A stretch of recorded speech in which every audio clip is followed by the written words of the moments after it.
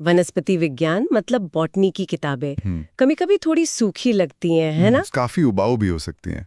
लेकिन क्या हो अगर हम बताएं कि हर एक पौधे के अंदर असल में एक पूरा हाईटेक शहर बसा हुआ है।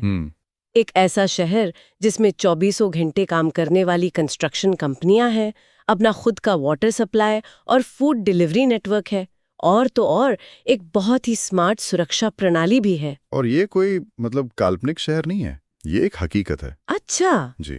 आज हम इसी शहर की गलियों में उतरेंगे, इसकी इंजीनियरिंग को समझेंगे और जानेंगे कि ये अद्भुत महानगर काम कैसे करता है। हम एक कोशिका यानी एक नागरिक से शुरू करेंगे और पूरे पौधे तक जाएंगे। हाँ, और पूरे शहर की व्यवस्था को देखेंगे। तो आज का हमारा मिशन सिर्फ मतलब रटना नहीं है, हमें पौधे की बनावट के पीछे का क्यों और कैसे वो समझना है। बिल्कुल। चलिए इस दिलचस्प दुनिया की गहराई में उतरते हैं। तो सबसे पहले मूल बात, प्लांट एनाटॉमी यानी पादप शारीरिकी, इसका मतलब क्या है? देखिए, सीधे शब्दों में कहें तो ये पौधे की आंतरिक संरचना का अध्ययन है। हाँ। मतलब अंदर से वो कैसा है। अच्छा। ये मॉर्फोलॉजी से अलग है। मॉर्फोलॉजी में तो बस बाहर का रूप रंग देखते हैं, जैसे पत्ती का आकार या फूल का रंग। हाँ बिल्कुल। एनाटॉमी में हम पौधे के अंदर झांकते हैं, जैसे कोई आर्किटेक्ट किसी इमारत का ब्लूप्रिंट देख रहा हो। और ये ब्लूप्रिंट पौधे के उसके जीवित रहने के लिए बहुत जरूरी है। मतलब ये सिर्फ ये देखना नहीं है कि अंदर क्या है, बल्कि ये समझना है कि ये सब मिलकर एक जीवित पौधे को चलाते कैसे हैं। सही। तो इस शहर की सबसे छोटी इकाई से शुरू करते हैं, एक नागरिक यानी एक कोशिका। बिल्कुल, जैसे हमारा शरीर कोशिकाओं से बना है, वैसे ही पौधे का भी। और जैसे एक शहर में नागरिक मिलकर मोहल्ले बनाते हैं, वैसे ही कोशिकाएं मिलकर ऊतक या टिश्यू बनाती हैं। और हर मोहल्ले का अपना एक खास काम होता होगा। जी, फिर ये मोहल्ले मिलकर शहर के बड़े सिस्टम बनाते हैं, जैसे ट्रांसपोर्ट सिस्टम या कम्युनिकेशन नेटवर्क। पौधों में इन्हें ऊतक प्रणालियां या टिश्यू सिस्टम्स कहते हैं, और इन्हीं से मिलकर अंग बनते हैं, जड़, तना, पत्ती। और फिर पूरा का पूरा पौधा। हाँ, ये एक शानदार संगठनात्मक ढांचा है। ठीक है, तो इस शहर का पहला और सबसे जरूरी हिस्सा है इसके मोहल्ले यानी ऊतक। ये कितने तरह के होते हैं? मोटे तौर पर पौधों के शहर में 2 तरह के मोहल्ले हैं। एक है under construction zone. Under construction? हाँ, जहां लगातार नया निर्माण होता रहता है, इसे हम मेरिस्टेमेटिक ऊतक कहते हैं। और दूसरा है विकसित जोन, जहां नागरिक अपने अपने खास काम कर रहे हैं, उसे हम स्थायी ऊतक या परमानेंट टिश्यू कहते हैं। अंडर कंस्ट्रक्शन जोन यानी मेरिस्टेमेटिक ऊतक, ये तो दिलचस्प लग रहा है। हम जानवर तो एक उम्र के बाद बढ़ना बंद कर देते हैं, लेकिन पौधे तो जीवन भर बढ़ते रहते हैं। तो क्या इसका राज इन्हीं ऊतकों में है? आपने बिल्कुल सही पकड़ा, यही राज है। मेरिस्टेमेटिक ऊतक एक तरह से पौधे की 24 घंटे काम करने वाली कंस्ट्रक्शन टीम है। अच्छा। ये युवा कोशिकाएं होती हैं, जिनका एक ही काम है लगातार विभाजित होना और नई कोशिकाएं बनाना। इनकी कुछ खास पहचान भी होती है। वो क्या? जैसे पतली दीवारें, बहुत सारा साइटोप्लाज्म, एक बड़ा न्यूक्लियस और कोई वैक्यूल नहीं। ये सब उन्हें जल्दी जल्दी विभाजित होने में मदद करता है। तो ये कंस्ट्रक्शन टीम शहर में कहाँ काम करती है? इसके 3 मुख्य साइट ऑफिस हैं। पहला है एपिकल मेरिस्टेम। ये शहर की सीमाओं पर काम करता है। सीमाओं पर? मतलब जड़ों की नोक पर और तने के सबसे ऊपरी सिरे पर। इसका काम है शहर की लंबाई बढ़ाना, जमीन के नीचे भी और हवा में ऊपर भी। ये तो तार्किक है, शहर वहीं फैलेगा जहां उसे नए संसाधन मिल सकते हैं। बिल्कुल, मिट्टी से पानी या हवा से सूरज की रोशनी। दूसरा है इंटरकैलरी मेरिस्टेम। इंटरकैलरी? हाँ, इसे आप शहर की इमरजेंसी रिपेयर और रीग्रोथ टीम कह सकती हैं। ये पत्तियों के आधार या तने की गांठों मतलब नोड्स पर पाया जाता है। इसका सबसे अच्छा उदाहरण है घास। अच्छा, तो जब हम लॉन में घास काटते हैं तो हम उसकी ऊपरी नोक यानी एपिकल मेरिस्टेम को हटा देते हैं, पर वो फिर भी उगाती है। तो क्या उसके पीछे यही इमरजेंसी टीम है? एकदम सही। ये एक तरह का एंटी प्रेडेटर विकास है।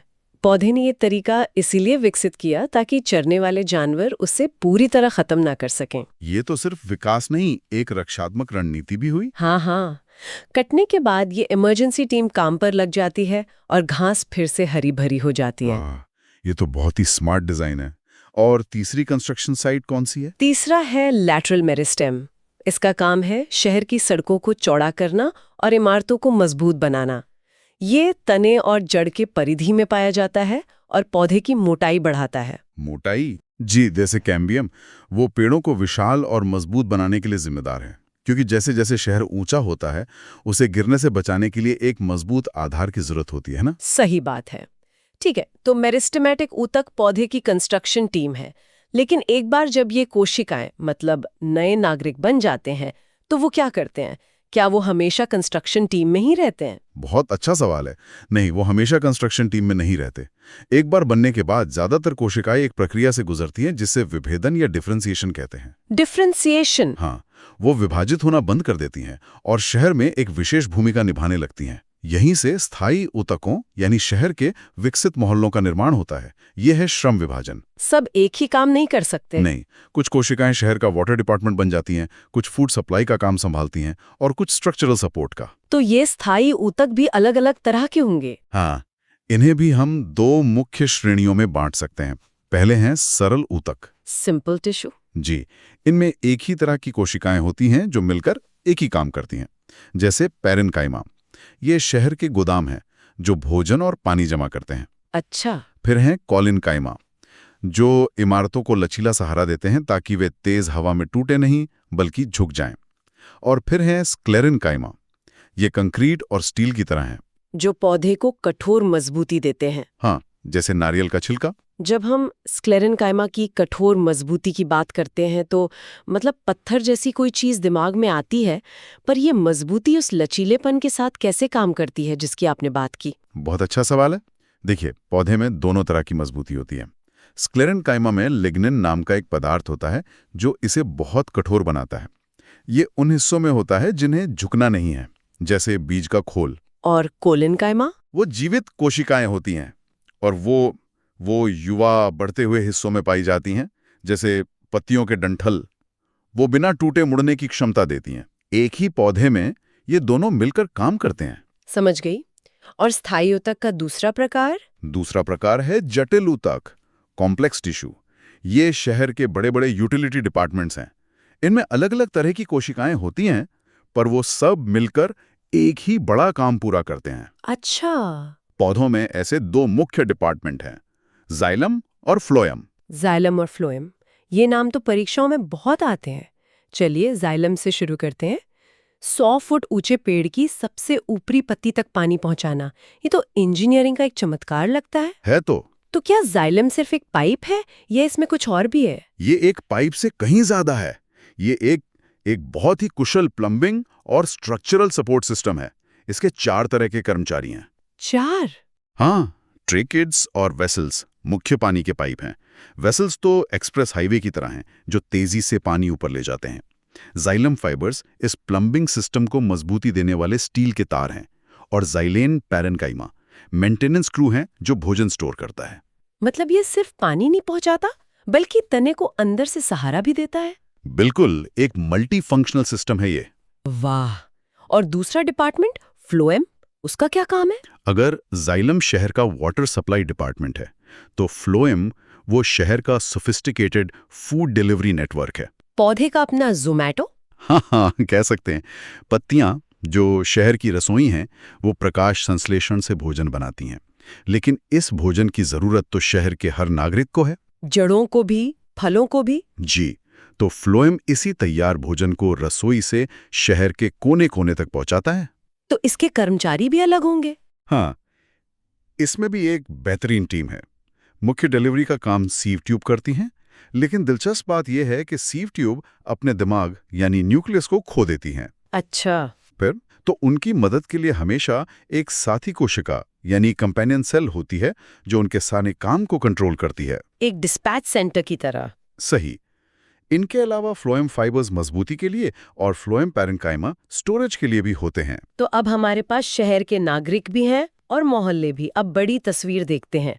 पौधे इन सभी को व्यवस्थित कैसे करते हैं? पौधे इन ऊतकों को 3 बड़े सिस्टम में व्यवस्थित करते हैं। पहला है डर्मल या एपिडर्मल टिश्यू सिस्टम, शहर की बाहरी दीवार। हाँ, और सुरक्षा प्रणाली। दूसरा है ग्राउंड टिश्यू सिस्टम, ये शहर का बाकी हिस्सा है, गोदाम, पार्क, फैक्ट्रियां। और तीसरा है वैस्कुलर टिश्यू सिस्टम, शहर का ट्रांसपोर्ट नेटवर्क, मतलब जाइलम और फ्लोएम। चलिए एपिडर्मल सिस्टम की बात करते हैं। शहर की सुरक्षा प्रणाली, ये क्या क्या करती है? इसका मुख्य काम है सुरक्षा। बाहरी खतरों से और पानी के नुकसान से। इसी बाहरी परत पर शहर के गेट्स होते हैं, जिन्हें हम रंध्र या स्टोमेटा कहते हैं। पत्तियों पर जो छोटे छोटे छिद्र होते हैं। जी, जो गैसों का व्यापार नियंत्रित करते हैं। इसी परत पर ट्राइकोम मतलब कांटे या बाल भी हो सकते हैं, जो कीड़ों से बचाते हैं।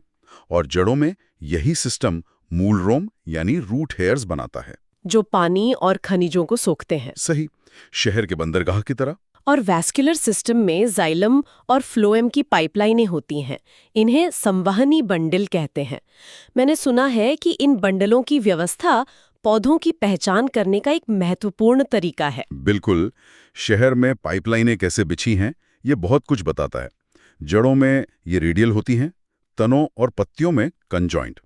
लेकिन सबसे बड़ा और सबसे जरूरी अंतर हमें द्विबीजपत्री और एक बीजपत्री पौधों के बीच देखने को मिलता है। हाँ, ये एक बहुत जरूरी विषय है। तो इन दोनों तरह के पौधों के शहर की बनावट में क्या फर्क है?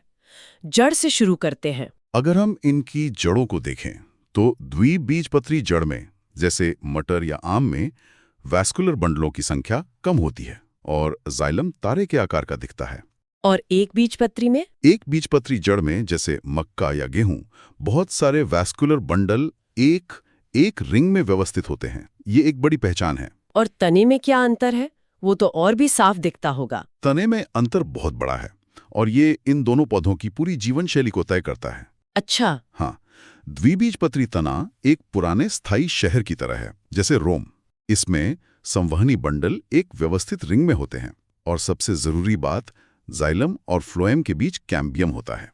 वही लैटरल मेरिस्टेम वाली कंस्ट्रक्शन टीम। जी, ये शहर को समय के साथ चौड़ा और मजबूत होने की इजाजत देता है। और एक बीजपत्री तना? एक बीजपत्री तना एक आधुनिक, तेजी से बने पॉपअप शहर की तरह है, जैसे मक्का या बांस। यहाँ संवहनी बंडल पूरे तने में बिखरे होते हैं, कोई रिंग नहीं। और कैम्बियम? कैम्बियम नहीं होता। मतलब एक बार बन जाने के बाद ये शहर चौड़े नहीं हो सकते। तो इसका मतलब ये हुआ कि बांस की मोटाई नहीं बढ़ेगी, जैसे आम के पेड़ की लकड़ी की बढ़ती है। बिल्कुल। उनकी तो पूरी विकास की फिलॉसफी ही अलग है। आपने एकदम सही समझा। एक बीजपत्री पौधे तेजी से उगने, अपना जीवन चक्र पूरा करने और अगली पीढ़ी तैयार करने के लिए बने हैं। उन्हें सदियों तक टिकने वाली विशाल संरचना नहीं बनानी, जबकि द्विबीजपत्री पौधे, जैसे बड़े पेड़, हाँ, वो लंबे समय तक जीवित रहने और परिदृश्य पर हावी होने के लिए बने हैं। उनकी रणनीति मजबूती और लंबी उम्र की है। और ये हमें हमारे आखिरी और सबसे महत्वपूर्ण विषय पर लाता है, द्वितीयक वृद्धि यानी सेकेंडरी ग्रोथ। ये मोटाई में वृद्धि है जो सिर्फ द्विबीजपत्री पौधों में होती है। तो ये कैम्बियम काम कैसे करता है? कैम्बियम को आप शहर का शहरी नियोजन विभाग मान सकते हैं। ये एक पतली परत होती है जो जाइलम और फ्लोएम के बीच होती है। हर साल ये अंदर की तरफ नई जाइलम कोशिकाएं बनाता है, जिसे हम द्वितीयक जाइलम या आम भाषा में लकड़ी कहते हैं। सही। और बाहर की तरफ ये द्वितीयक फ्लोएम बनाता है। और पेड़ों के तने में जो छल्ले या रिंग्स बनती हैं, क्या वो यही है? जी हाँ, ये वार्षिक वलय या एनुअल रिंग्स असल में द्वितीयक जाइलम की वार्षिक परतें हैं। एक तरह से ये पेड़ की अपनी डायरी है। डायरी? हाँ। एक चौड़ी रिंग का मतलब है कि उस साल मौसम अच्छा था, विकास अच्छा हुआ। एक पतली रिंग का मतलब सूखे का साल हो सकता है। वैज्ञानिक इन रिंग्स को पढ़कर सैकड़ों साल पुराने मौसम का इतिहास बता सकते हैं। ये तो अविश्वसनीय है। लेकिन एक पौधे को इतनी मेहनत करके हर साल खुद को मोटा करने की जरूरत ही क्यों है? इसके 3 मुख्य कारण हैं। पहला, सहारा। एक विशाल पेड़ अपने ही वजन के नीचे ढह जाएगा अगर वो मजबूत ना हो। दूसरा, परिवहन। ज्यादा पत्तियों तक पानी पहुंचाने के लिए ज्यादा पाइपलाइनें। बिल्कुल। और तीसरा, लंबी आयु। द्वितीयक वृद्धि पौधे को सदियों तक जीवित रहने और प्रजनन करने की क्षमता देती है। ये प्रकृति की इंजीनियरिंग का एक अद्भुत उदाहरण है। तो हमने एक कोशिका यानी एक नागरिक से शुरू करके एक जटिल पेड़, एक विशाल शहर की संरचना तक की यात्रा की और देखा कि कैसे हर ऊतक, हर प्रणाली एक खास उद्देश्य के लिए बनी है। ये सच में अद्भुत है कि कैसे ये मूक जीव बिना हिले डुले मजबूती और लंबी उम्र के लिए खुद की वास्तुकला तैयार करते हैं। ये एक विचार छोड़ जाता है, हमारी इस तेज तर्रार दुनिया में जहां सब कुछ तुरंत और डिस्पोजेबल है, क्या हम एक पेड़ की धीमी, स्थिर और टिकाऊ निर्माण की रणनीति से कुछ सीख सकते हैं? हर साल खुद में एक नई परत जोड़ना, कमजोरियों को दूर करना और समय के साथ लगातार मजबूत बनना। बिल्कुल।